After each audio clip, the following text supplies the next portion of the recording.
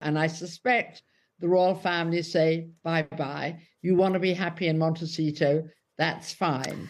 And But in the meantime, okay. A, he's writing hurtful things, and B, none of us know how true they are. None of us know if the royals would agree. And if you remember the famous statement the Queen made after the Oprah Winfrey interview, recollections do vary.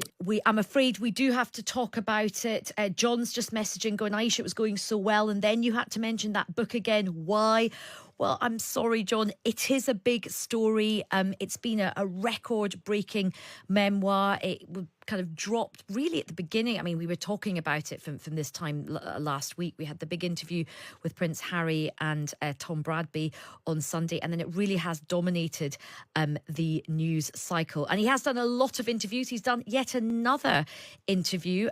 He has said that he's actually had to cut content from his book to spare his family, and he actually has he has enough content to write another book. He spoke to Bryony Gordon from The Telegraph. She has a very long-standing relationship with the Duke of Sussex, and he told her, Prince Harry told her that, you know, there are still things that he doesn't want the world to know. Well, look, it has been an extraordinary week. The whole world has been talking about this book. Let's unpack how this book has landed, what we think it means for Prince Harry, what does it mean for the royal family, what does it mean for us, the public, and what we think about the royal family. To unpack this, we've got a cracking set of guests for you.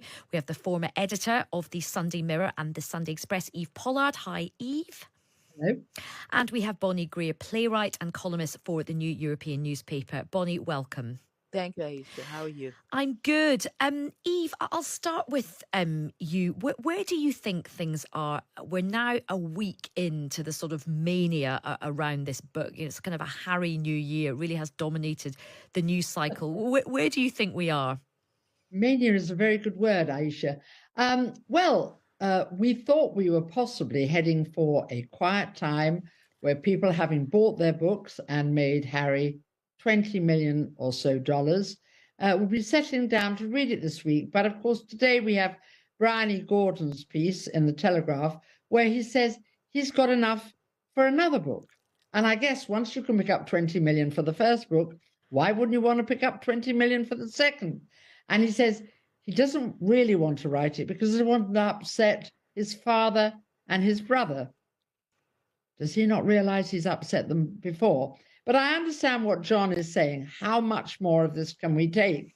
It is fascinating to read stuff about the royal family because they are up there. They've been behind palace walls.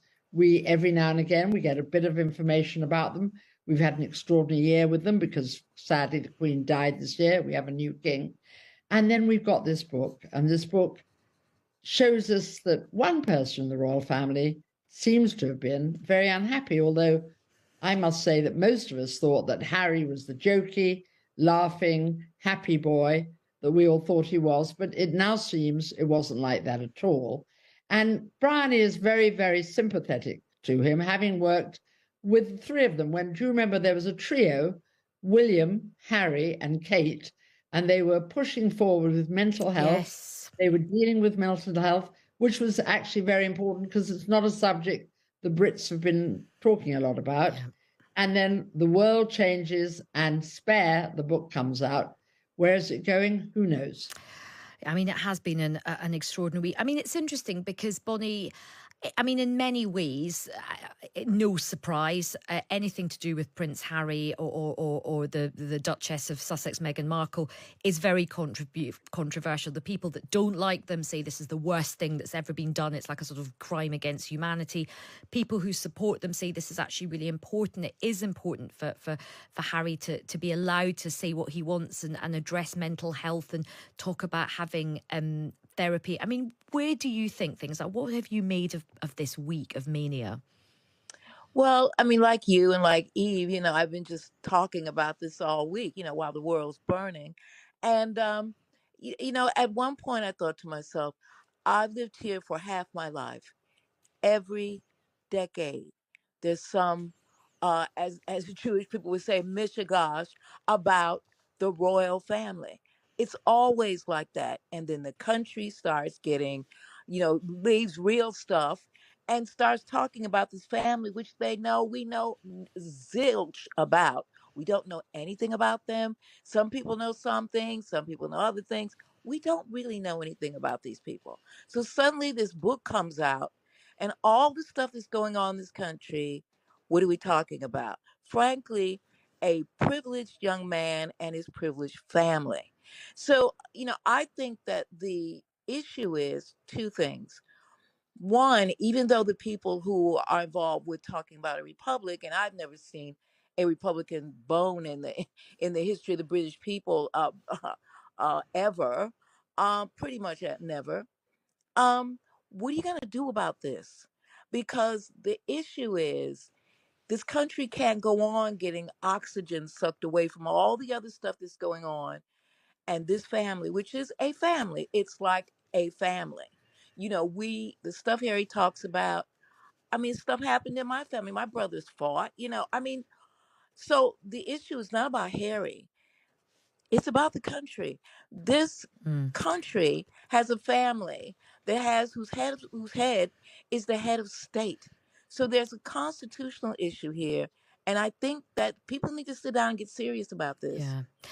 And on that note, Eve, I mean, you and I have worked together this week. We've had long discussions about the sort of, rights and wrongs of this book.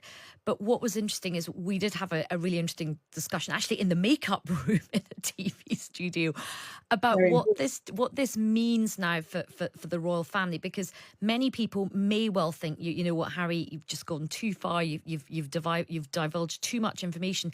But a lot of people are also thinking, he's lifted the curtain on a lot of behaviours and practices from the royal family, the company they keep. And actually, if you were advising the royal family now, Eve, and you're close to members of the royal family, what would you say to them in terms of how they have to try and rebuild some of the reputational damage and some of the trust issues that a lot of the public have with them now? Well, first of all, I'm not necessarily that close to them, though it's very sweet of you to say so. Um, the truth is, I think we're about to head for a change anyway in the royal family, and that the Queen was amazing, marvelous, a fantastic queen for so long. And you now have a new king. He's barely had a chance to actually establish what he's going to do. He's already talking about opening up the palaces. He's certainly been talking for some time about slimming down the royal family. One of the things that I think probably worried Harry is how slimmed down this royal family might be, because there is the famous story about the picture of the Queen being on the balcony. And I think she was on the balcony, or I think with a photograph, the Queen was in a photograph with herself, with William, and with George. And that summed up, these are the two future kings of Britain, England, Britain, the Commonwealth, the lot. And I think Harry may have worried, where do I fit in? And of course, they used to joke about Kensington Palace being the ant heap or the aunt heap because there were so many members of the royal family. And slowly, as time goes on, members of the royal family who are not directly in line, we see them get jobs. We know that Prince Andrew's daughters both have jobs. We know that Princess Margaret's family, they all have jobs. They're not expecting to be on the royal gravy train. So my feeling is, I think that the royal family will obviously be thinking about how the reign, as it were, of King Charles will be different from the reign of Queen Elizabeth II. And that's a lot to do with the times, a European war, the times of a climate change, the times changing altogether. Yeah. And she began her reign in 52. I also think that they will have to think very carefully about how they deal with Prince Harry. And may I say, and I always start these conversations, it makes me so sad, because Harry was a great asset when we thought he was Jolly Harry. And also, I think Meghan Markle, because she is biracial, because she comes from another country, could have injected lots of different things in the short time that she had when, for example, she got very involved with those women who were producing that amazing cookery book, The Grenfell. Fire, the Grenfell Tower. She did great things that were different. Okay. And they've gone now. And Yeah. I think they're definitely gone now. They want to go. And I suspect the royal family say, bye-bye. You want to be happy in Montecito, that's fine. But in the meantime, Okay. A, he's writing hurtful things, and B, none of us know how true they are. None of us know if the royals would agree. And if you remember the famous statement the Queen made after the Oprah Winfrey interview, recollections do vary. Okay, I just want just conscious want of to say we all have different memories of our past, don't we? I have different memories of what I did yesterday. That's where my brain is at the moment. I can barely remember what happened yesterday. And Bonnie, in terms of how does King Charles, I mean, this really has cast a shadow over, this is the year where he leads up to the coronation. They're obviously very, very angry at what Harry has said. But what do you think the king should do to sort of try and get on the front foot? Because in my view, he has got, you know, he's a thoughtful man. He has got good relations across different communities. Do you think he needs to sort of slightly change his style and be a bit more active in terms of shaping, you know, his sort of leadership as a king, and not doing what predecessors have done, or as his mother did, which is sort of sit back? Well, first of all, I used to be a trustee on the Prince's Trust. He's been involved with the environment, inner city stuff. So has William. So has Harry. So these guys got a lot of savvy people around them in their organizations. Charles need to bring them on in and say, "Help me slim this thing down." He needs to take all the titles away. The only people who really matter as far as the Constitution is concerned, that's what I'm going to go back to. The only people who really matter are him, William, and George. Those are the people who are going to be the head of states. Everybody else is a spare. So he needs to slim this family down. We don't need all these dukes and duchesses and counts and all. I mean, this is crazy stuff. This is a modern nation. If the nation is going to keep a royal family, if they want to have the royal family, it's a central part of the country, and I think it does, because I covered the funeral. I mean, people were standing out there in the middle of the night in the rain. Okay, so if they do, they have to make it fit for requirements. And that's what Charles has to do. He has to actually say, these titles, I'm taking them away. You're still in the family, but these are the people I'm working with. These are the people who really matter in terms of governance of this country and making this country go forward in terms of because the Commonwealth is going to get rid of them. Okay. So Charles needs to actually do some culling, and we need to actually step away a little bit from all of this stuff, because it's taking up a lot of the national oxygen and it's not any good. Yeah, I think on that note, we can all agree. Look, what a really interesting, thoughtful discussion. My huge thanks to Eve Pollard and to Bonnie Greer. Welcome to Meghan and Harry Tales. In today's episode, we celebrate the inspiring journey of Prince Harry and Meghan Markle, a couple who have shown the world the power of resilience, love and purpose. Let's dive into their story and how they continue to make a positive impact, despite relentless challenges. Prince Harry and Meghan Markle have redefined what it means to be royals in the modern era. From their departure from royal duties to their philanthropic endeavours, they have embraced a life dedicated to service and authenticity. Despite stepping away from their royal roles, they have remained steadfast in their mission to uplift communities, champion mental health, and advocate for social justice. Through their Archewell Foundation, they've spearheaded initiatives that focus on compassion, empowerment and sustainability. Whether it's supporting women's shelters, advocating for vaccine equity, or amplifying voices often ignored, Harry and Meghan have proven they are a force for good in the world. Prince Harry's openness about his mental health struggles has inspired millions.